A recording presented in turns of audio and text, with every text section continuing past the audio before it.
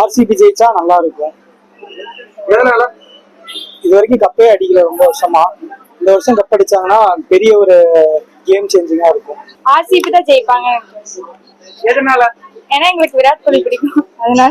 இன்னைக்கு மேட்ச்ல பாத்தீங்கன்னா கிங்ஸ் 11 பஞ்சாபுக்கும் நம்ம ஆர்சிபிக்கும் தான் மேட்ச் நடக்க போகுது. ஸோ ரெண்டு டீமுமே கப்ஸ் இது வரைக்கும் அடிச்சதில்லை. ஸோ என்னை பொறுத்த வரைக்குமே ரெண்டு டீம்ல எந்த டீம் கப் வின் பண்ணாலுமே ஐ வில் பி ஹாப்பி. பிகாஸ் எனக்கு ஸ்ரேயஸ் ஐயரும் பிடிக்கும், அதே மாதிரி நம்ம விராட் கோலியும் பிடிக்கும்.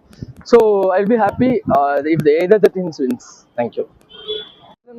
லைக் இப்போ ஃபேன்ஸ் பார்த்தீங்கன்னா ஆர்சிபிக்கு ரொம்பவே அதிகம். ஸோ பஞ்சாப் கம்பேரிட்டிவா கொஞ்சம் லோவா இருக்கு. பட் ஆனால் இப்போ அந்த ஸ்ரேயஸ் ஐயரோட க்ரோத், ஏன்னா அவர் வேற டீம்ல இருந்திருக்காரு.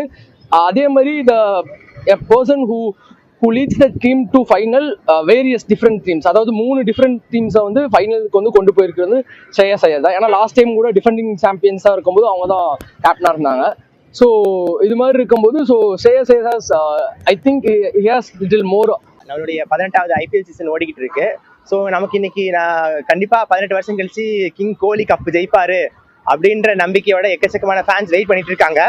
பட் அதே நேரத்தில் நம்ம வந்து பார்த்தாச்சுன்னா ஸ்ரேயாஸ் ஐயர் மீன்ஸ் பஞ்சாப் டீம் இந்த ஃபைனல்ஸ் இவங்க மீட் பண்ண போகிற சேம் ஆர்சிபி டீமோட வந்துட்டு இவங்க குவார்டர் ஃபைனல்ஸ் விளையாடி இருந்தாங்க.